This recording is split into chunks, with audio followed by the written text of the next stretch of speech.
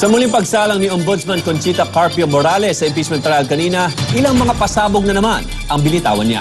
At isa na po rito ang nakakasa na bagong impeachment case kung sakaling makalusot ngayon si Chief Justice Corona.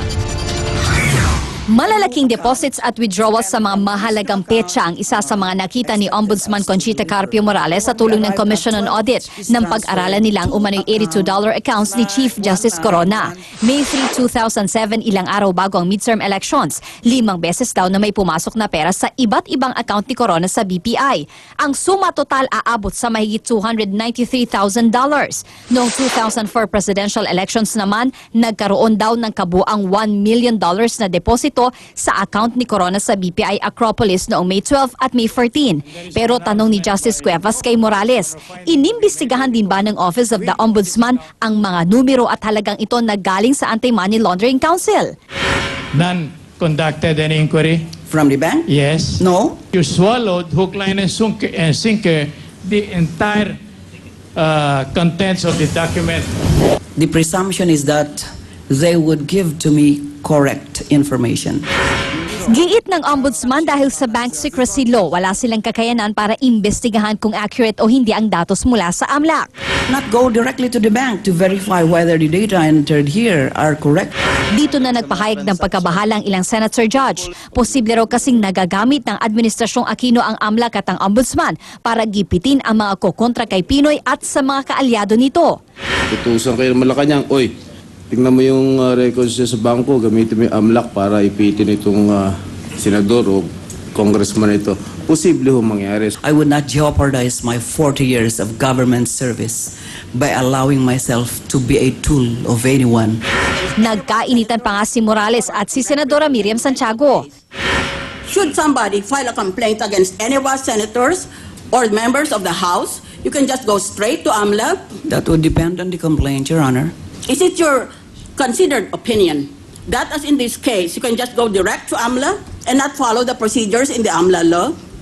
Your Honor, again, I said it would depend on the complaint. Well, you're fudging your answer, No, Madam Witness. you said it's, I said You if are it's arguing with the Senator I'm Judge. sorry, mea culpa. I accept the apology. Noted. Kinumpirma naman ng Ombudsman na sakaling ma-acquit si Corona ngayon, posibleng gamitin ang mga ebidensya mula sa AMLAC para sa panibagong impeachment case laban sa kanya sa Disyembre. Sa misa namang ginanap sa Supreme Court kanina, no comment ang mga Corona pero sapat na sagot na raw ang pulang t-shirt ni Cristina kung saan malinaw na nakasulat ang mga katagang not guilty at acquittal. Ina Zara, News 5.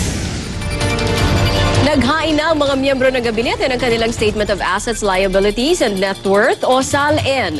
Ang pinakamayamang cabinet member ay si Foreign Affairs Secretary Albert Del Rosario. Meron siyang mahigit kalahating bilyong pisong net worth. Pumangalawa si Finance Secretary Cesar Purisima na may mahigit 260 milyong piso. Hindi naman nalalayo ang yaman ng nasa pangatlong pwesto na si Tourism Secretary Ramon Jimenez. Pang-apat si DOTC Secretary Mar Rojas na may mahigit 180 milyong piso. Sa kabilang dako, pinakamahirap na cabinet member si DepEd Secretary Armin Luistro na meron lang mahigit 700,000 piso. Pumalo naman sa mahigit 65.1 million pesos ang net worth ni Pangulong Aquino at base po sa ipinasa niyang SALN para sa taong 2011, tumaas ang kanyang yaman ng 10 milyon mula sa mahigit 54.9 million pesos noong December 2010. Tumaas ang real properties ng Pangulo na karamihan ay minana niya sa kanyang magulang. Hindi lang daw ang produkto nating saging ang apektado ng girian ng Pilipinas at China sa Scarborough Shoal. Pati turismo sa bansa, damay na rin. Sabi ng Philippine Travel Agencies, naging matumal daw ang dating dagsa ng mga tour group mula sa China. Ramdam daw ito sa mga tourist spot tulad na lang ng Boracay. Pero sa tingin ng asosasyon, temporary lang ito. Samantala magpapadala ng delegasyon ng gobyerno sa mainland China para suriin ang sinasabing nakatenga nating toneladang saging. Aba, kung di talaga maayos ang problema, meron pa daw ibang bansa na pwede kumuha ng ating mga produkto gaya ng Middle East, South Korea at Japan. Isa sa mga piyestang inaabangan at sinasadya sa Pilipinas bawat taon ay ang piyesta sa San Isidro Labrador sa bayan ng Lucban sa Quezon. Dito bida ang tinatawag na keeping na simbolo ng pasasalamat sa patron ng mga magsasaka.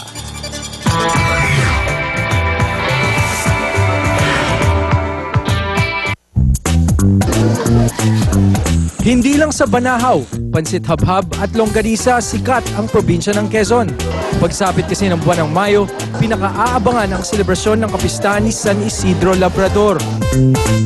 Dito tayo ngayon sa Lucban, Quezon at kasalukuyang ginagawa yung prosesyon para kay San Isidro Labrador. Siya yung patron saint ng mga magsasaka. Ito ang pagbibigay pugay sa masaganang ani ng taon. Taon-taon, libo-libong mga turista ang dumaragsa dito sa Pahiyas Festival para dayuhin ang mga bahay na dinisenyo tulad nito. Keeping ang tawag sa mga palumuting ito na gawa sa giniling na bigas. Bukod sa keeping, sinasabit din sa bawat bahay ang mga aning gulay, prutas at siyempre palay. Para naman hindi masayang ang kanilang pagod, may premyo para sa pinakamagandang tahanan. Tumataginting na 100,000 piso lang naman. Pero ngayong araw, hindi lang Lucban ang dinadagsa ng mga bisita. Kung sa Lucban may Pahiyas Festival, dito naman sa Sariaya, merong Agawan Festival kung saan yung mga produktong nakikita nyo sa likod ko ay pinapaagaw sa mga turista kapag nakadaan na yung poon ni San Isidro Labrador. Kaya naman ang mga tao excited sa paglabas ng santo. Katatapos lang nung misa, parating na tong prosesyon. Kapag dumaan kasi yung poon ni San Isidro, magbabagsakan itong mga bagake. Yan ang hinihintay ng mga tao. Kaya dito, importante na pagkadaan, tsaka babagsak. Naging tradisyon na rito na ipamahagi para sa lahat ang mga aning produkto. Pasasalamat ito sa buong taong biyaya. Tinawag ang agawan na Happy Pandemonium. Nagkakaguluman, tiyak na may uwing kasiyahan ang bawat isa sa kanilang tahanan. Mike Templo, News 5. Showbiz news naman po tayo. Nagsalita na ang hunk kapatid actor na si Derek Ramsey tungkol sa breakup nila ng longtime girlfriend na si Angelica Panganiban. Ang sabi ni Derek, nanghihinayang siya sa 6 na taong pinagsamahan nila ni Angelica. Nag-cool off ang dalawa ilang linggo matapos lumipat ang aktor sa Kapatid Network. Pero nitong linggo, kinumpirma ni Derek sa Twitter na break na sila ng aktres. Mabilis namang itinanggi ni Derek ang kumalat na chismis na naghiwalay sila ni Angelica dahil sa third party. Nalilink si Derek kay Sam Pinto habang na-issue naman si Angelica kay John Lloyd Cruz. Pero tuluyan na nga bang bibitawan ni Derek si Angelica? Ganun talaga buhay and you know, we're not closing any doors. I just would wish people would just give us our space and let us deal with it. Speaking of breakups, marami ang nade-depress kapag nakikipag-break sa kanilang mga sweetheart. Pero alam nyo ba na pati ang ilang nakagawian natin ay posible palang magdulot ng depression? Base po sa artikulo ng Yahoo, nakakapagpalungkot daw ang kakulangan sa tulog. Hindi raw kasi balanse ang ating brain cells. Napapadali rin daw ang pagkakaroon ng depression kung kulang tayo sa isda sa ating diet. Malaki ang naitutulong ng omega-3 ng isda para tumaas ang level ng serotonin sa katawan para hindi tayo maging malungkot. At aakalain nyo rin ba na posible ring ma-depress o makadepress ang laging pagpe-Facebook?